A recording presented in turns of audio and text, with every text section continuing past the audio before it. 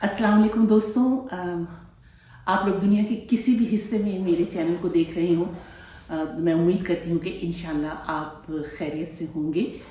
आज आप लोग मेरे साथ देख रहे होंगे एक शख्सियत को, और ये हैं डॉक्टर फरीद प्राचा। ये किसी तारुफ के मोहताज नहीं है, ये माशाल्लाह से जमात इस्लामी के नायब अमीर हैं।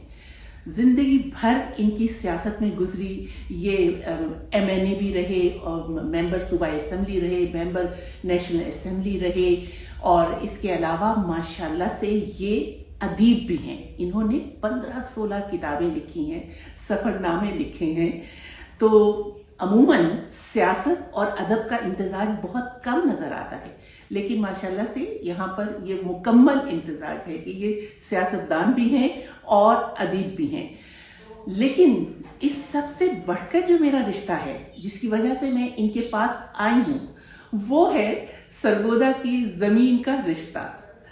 प्राचा साहब भी वहीं के रहने वाले, बल्कि हम मेरे मोहल्ले के रहने वाले हैं, जहाँ मैं रहती थी सरगोदा में D ब्लॉक में, वहीं ये लोग भी रहते थे। और तो वो मेरा रिश्ता बहुत मजबूत है। तो ये भी आप लोगों को दिखा दूं, उम्र रवा इनकी माशाल्लाह से सवाने उम्री है, खुद नविश्त है, और ये भी खुद में एक तारीख है। तो इसकी भी कुछ थोड़ी सी बातें ज़रूर इनसे करना चाहूँगी। बहुत शुक्रिया फरीद प्राचा साहब, आपने मेरे लिए, मेरे चैनल के लिए वक्त निकाला।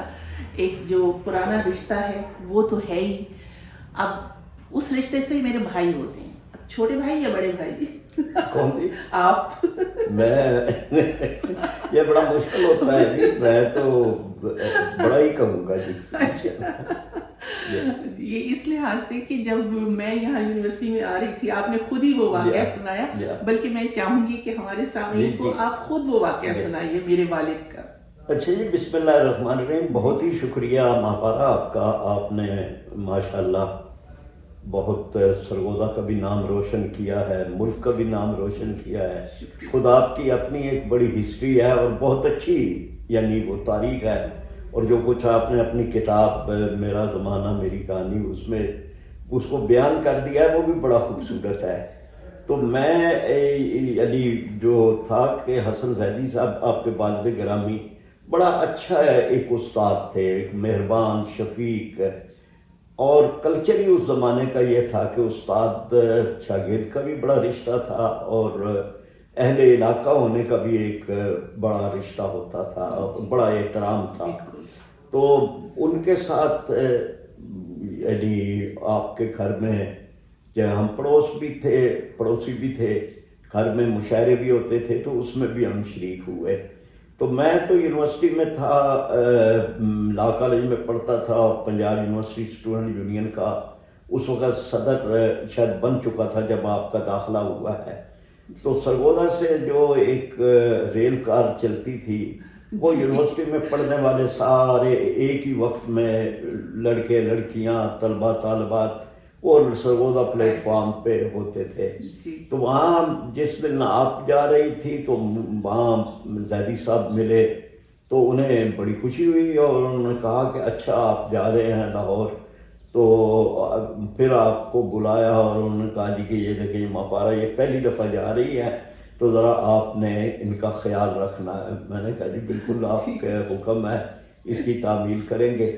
तो ये एक ऐसी यानी ताल्लुक़दारी है जो मतलब एक अहले इलाका होने की वजह से, उस्ताद शागिर्द के रिश्ते की वजह से, और एक अपनी अच्छी रवायात की वजह से ना ये था।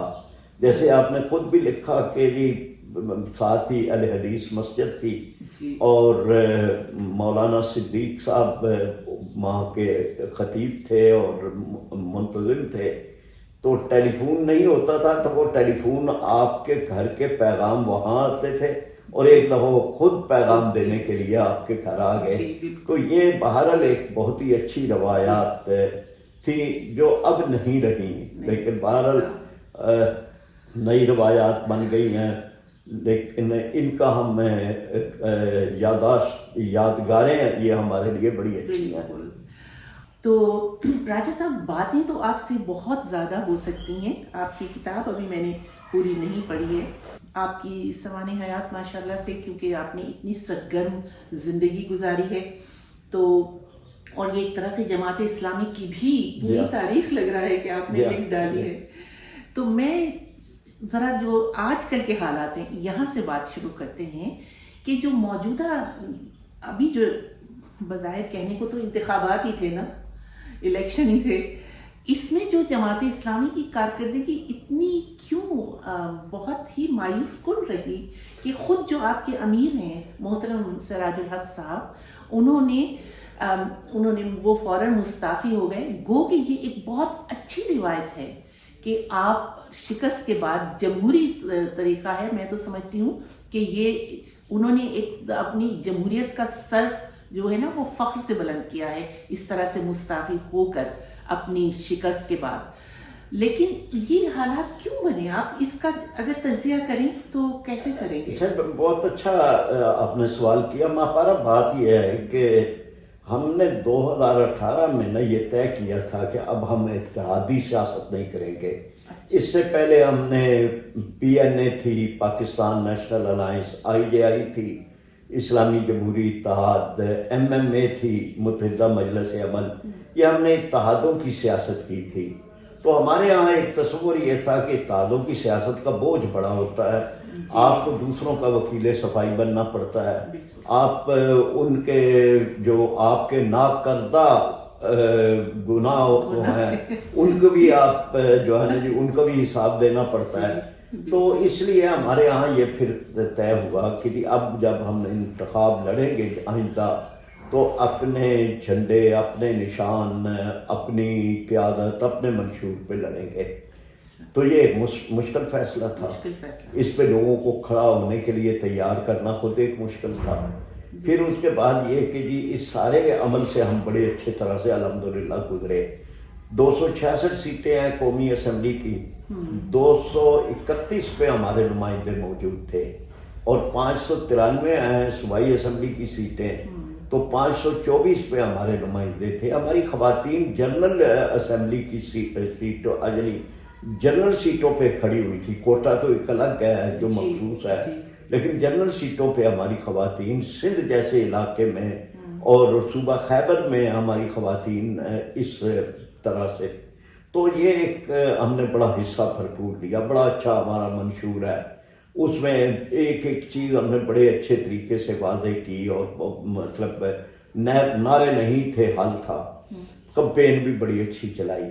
لیکن 2-3 وجوہات ہو گئیں. ایک تو یہ تھی کہ جو پولرائزیشن ہوتی ہے کبھی بھی کسی بھی موقع پہ، اس کی وجہ سے لوگ تیسرا ووٹ نہیں دیتے، 2 کے اندر ہی رہتے ہیں. وہ آپس کے اندر جو ایک چل رہا ہوتا ہے. تو لوگ قائل تھے ہمارے کہ جی ٹھیک ہے ووٹ کے حقدار تو آپ ہی ہیں. دوسری وجہ یہ بھی بنی کہ جی جو اسٹیبلشمنٹ کا عمل دخل ہو گیا بہت زیادہ، اس نے بھی ہماری سیاست کو ایک لحاظ سے آلودہ کر دیا کہ جی مطلب اب فیصلے ووٹر نے نہیں کرنے، فیصلے کسی اور نے کرنے ہیں. چنانچہ الیکشن میں جو فارم 45 تھا اس کے مطابق ہم کافی سیٹیں جیتے ہوئے تھے. فارم 47 میں آ کر وہی سیٹیں جو ہیں وہ بالکل ایک یعنی اور پارٹیوں کو دے دی گئیں. ہمارے ووٹ بھی کم کیے گئے.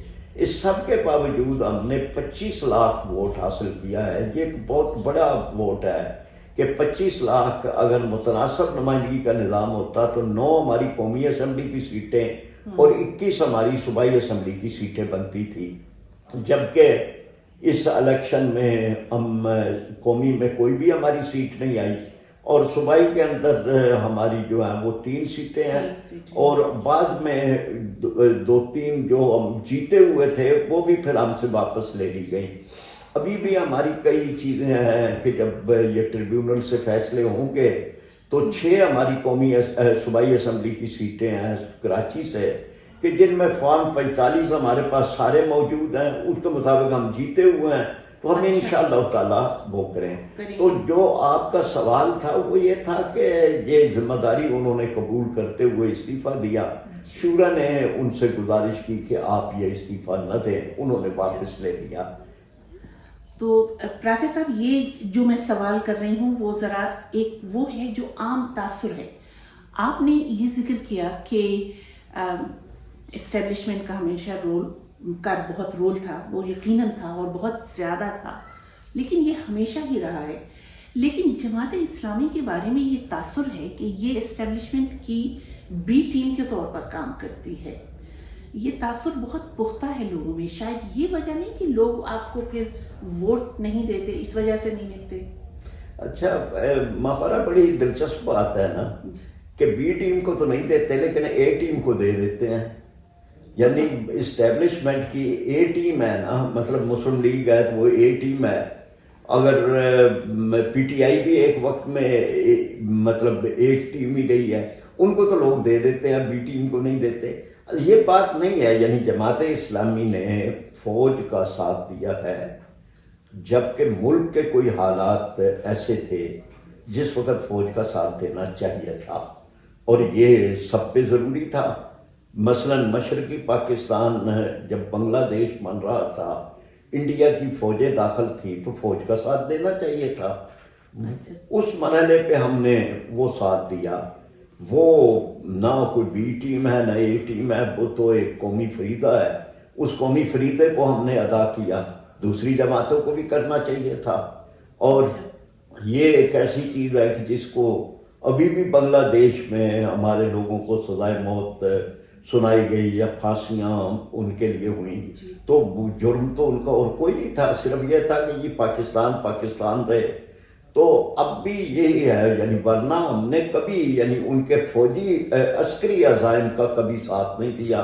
تو وہ جو تھے ان میں ضیاء الحق صاحب زیادہ معروف ہے.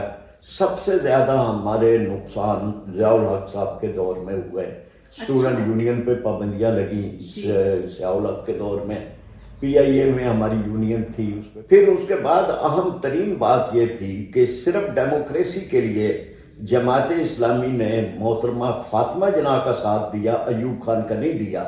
حالانکہ ایک سوال تھا کہ کیا عورت کی سربراہی ہو سکتی ہے یا نہیں، لیکن جماعت اسلامی نے یہ یعنی ترجیح دی اس بات کو کہ فوجی عامریت کے مقابلے میں محترمہ فاطمہ جناح کا ساتھ دیا. اور اس کے بعد بھی ہم پورا گن سکتے ہیں، یعنی ضیاء الحق کے ادوار میں یا مشرف کا بھی مقابلہ ہم نے کیا، اس کا مقابلے میں ہم رہے. باقی پارٹیوں نے بھی ساری وہ چیزیں تسلیم کی کہ جو ایل ایف او میں تھی، اور اسی کے تحت الیکشن میں حصہ لیا. لیکن انہوں نے زیادہ منسوخ کر دی بات جماعت اسلامی یا ایم ایم اے کے تحت.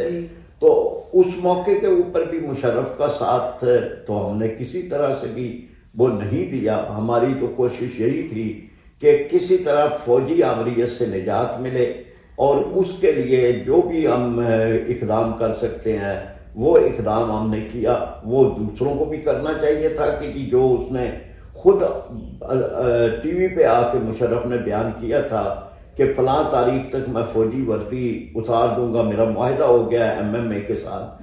تو باقی جماعتوں کو بھی ساتھ دینا چاہیے تھا کہ جی آپ اس سے اپنے وعدے کو پورا کروائیں. تو اس وقت انہوں نے اس میں کوئی کردار ادا نہیں کیا.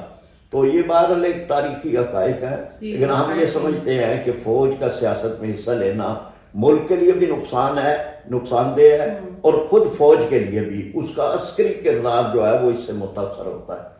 تو کیونکہ دیکھیے کبھی بھی جب کوئی اسلامی پارٹیاں حکومت نہیں بنا سکی ہیں، کبھی بھی اتنی تعداد میں وہ پارلیمنٹ میں نہیں آ سکی ہیں کہ وہ حکومت بنا سکیں، تو یہ آپ لوگ عوام کا موڈ پڑھنے کی نہیں کوشش کر رہے کہ یہاں کے عوام سیاست میں یہ نہیں چاہتے کہ مذہب کا عمل دخل اتنا زیادہ رہے، اس لیے وہ آپ لوگوں کو ووٹ نہیں دیتے؟ ایک تو مطلب علامہ اقبال نے یہ مسئلہ حل کیا نا کہ جدا ہو دی سیاست سے تو رہ جاتی ہے چنگے دی. یعنی دین جو ہے وہ ترقی کے راستے میں رکاوٹ نہیں ہے، بلکہ ترقی کے راستے کو زیادہ ہموار کرتا ہے. کرپشن اگر کوئی چیز روکتی ہے تو وہ خدا خوفی ہے، ورنہ نہ نیب کے ذریعے سے رکتی ہے نہ اینٹی کرپشن کے ذریعے سے کوئی بھی. وہ صرف اللہ کا ڈر اور خوف اور آخرت، تو یہ دین ہے. اور اسی طرح جو دنیا کی بہترین واحد اور بہترین فلاحی ریاست بنی ہے وہ تو مدینہ منورہ کی اسلامی ریاست ہے جو اللہ کے نبی صلی اللہ علیہ وسلم نے خود قائم فرمائی تھی.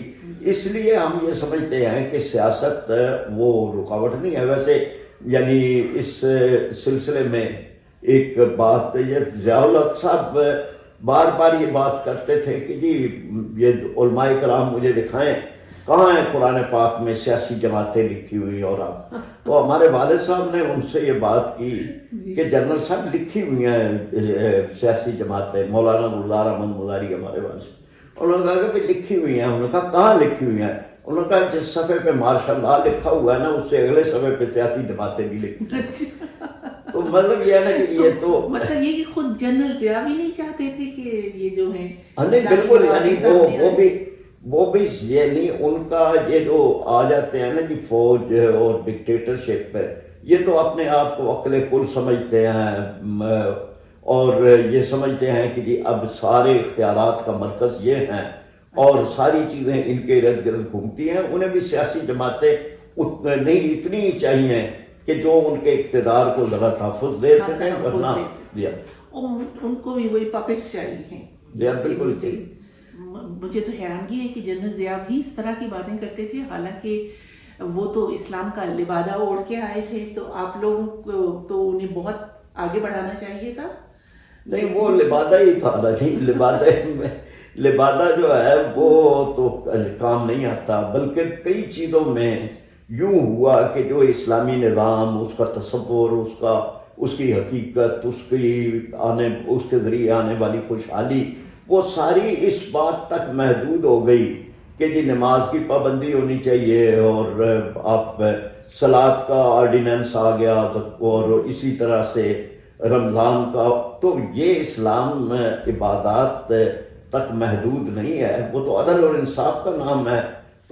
تو آپ کی راجہ صاحب ایک طرح سے ایک مڈل کلاس ہے نا آپ کی جماعت میں. کوئی وڈیرے اور زمیندار تو شاید شامل نہیں ہیں آپ کی جماعت میں. تو آپ لوگوں کی جو فنڈنگ وغیرہ ہے اس کا آپ لوگ کیسے اہتمام کرتے ہیں؟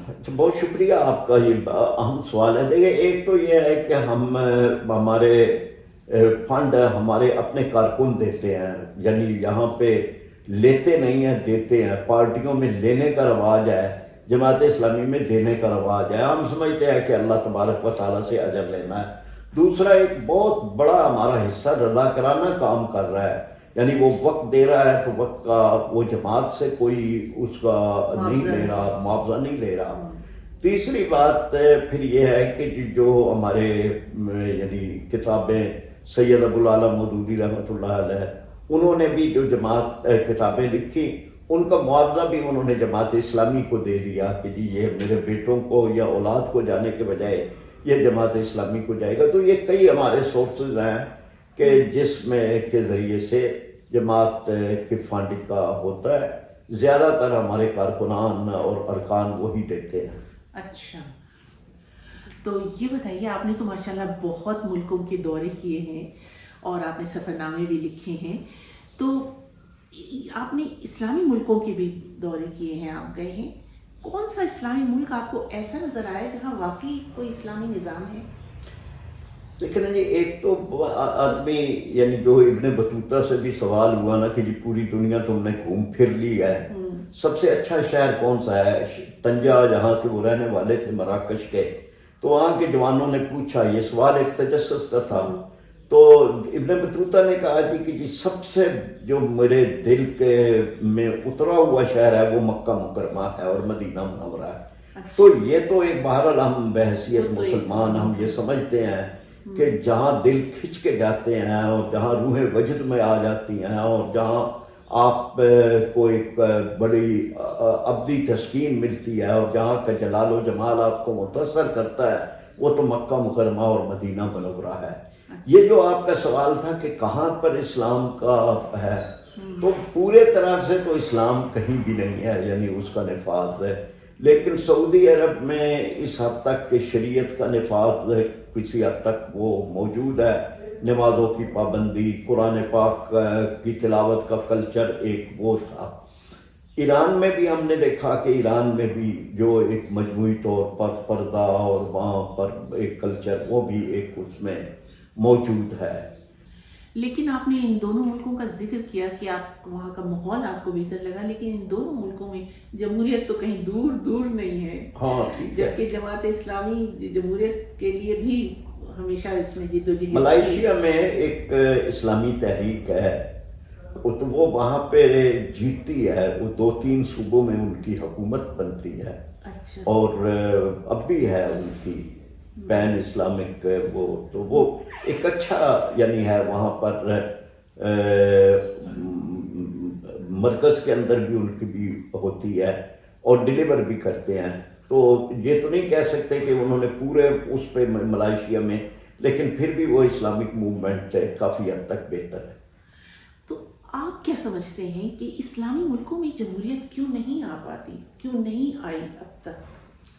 بہت ساری وجوہات ہیں. یعنی ایک تو ہمارا یہ ہے کہ جو استعمار کے رہے ہیں نا غلام ممالک کے، ان میں وہی کلاس وہ چھوڑ گئے ہیں، اقتدار ان کے پاس دے گئے ہیں، چاہے پاکستان ہے یا آپ اور ممالک لگا رہے ہیں، جہاں جہاں بھی یعنی ان کی حکمرانی رہی ہے تو وہاں پہ یہ بڑی دقت ہے کہ کلاس جو تھی وہ انگریز کے غلاموں کی کلاس تھی کہ جو آگے لے کے چل رہی تھی. دوسرا فوجی مداخلتیں ہیں، یعنی جو عرب ممالک ہیں، مصر ہے، ملائیشیا وہ ہے، عراق ہے، شام ہے، اردن ہے، یہاں یہ ساری یعنی فوج والوں نے ایسے قبضے کیے کہ جو مطلب وہی چل رہے ہوتے ہیں وہ سال سے. تو یہ بھی ایک بڑی وجہ تھی.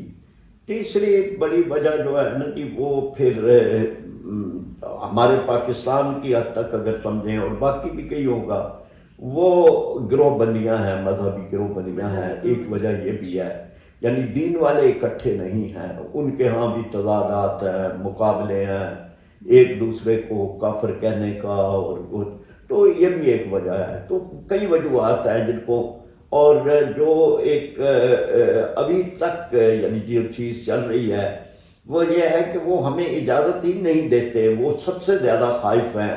آپ دیکھتے ہیں یہ clash of civilisation Samuel Huntington کی کتاب ہے، تو وہ اس سے ڈرتے ہیں، یعنی پولیٹیکل اسلام سے ڈرتے ہیں، خوف زدہ ہیں. وہ کہتے ہیں آپ صوفیزم کر لیں، آپ نمازیں پڑھتے رہیں، لیکن یہ سیاست کی بات نہ کریں، سیاسی اسلام کی بات نہ کریں.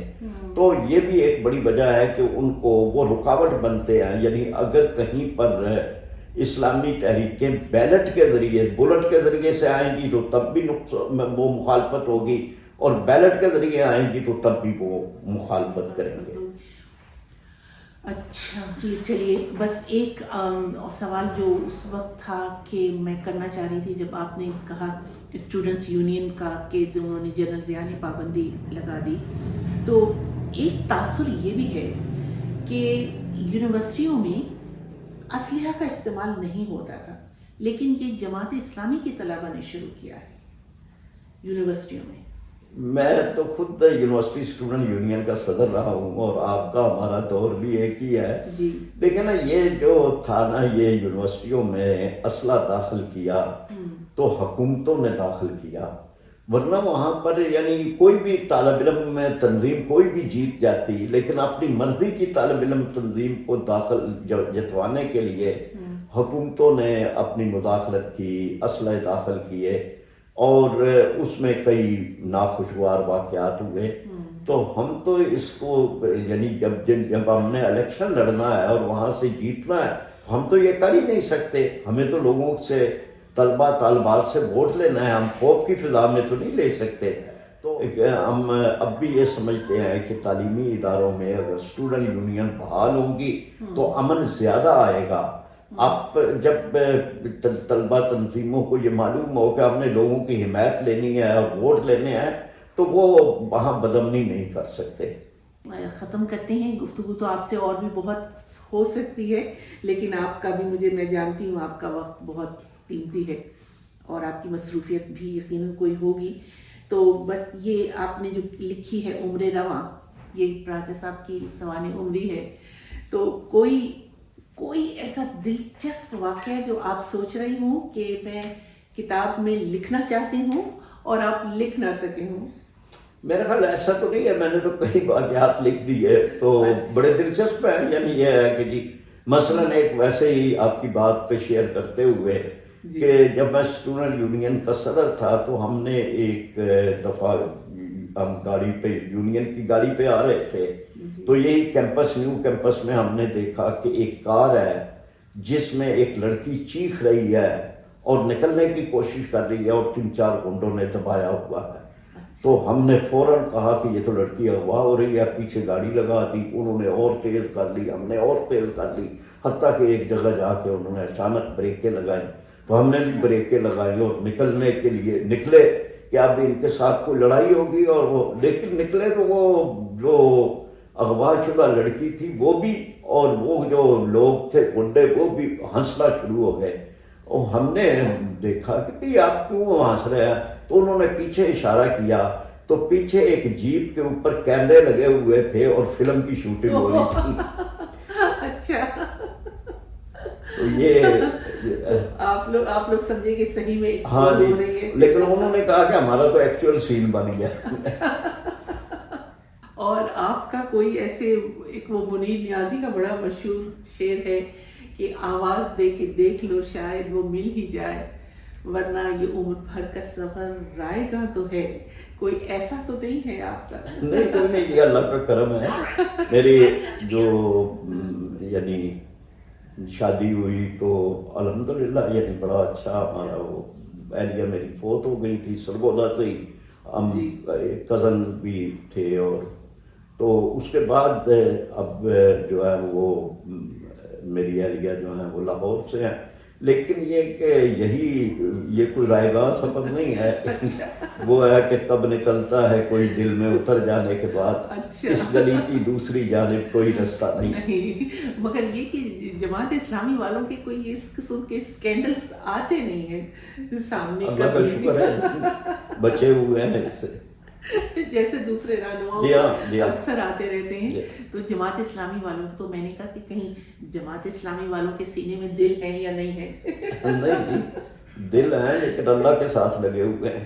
اچھا، گو کہ یہ مکمل گفتگو نہیں ہے، ان سے تو کئی گھنٹے بات چیت ہو سکتی ہے.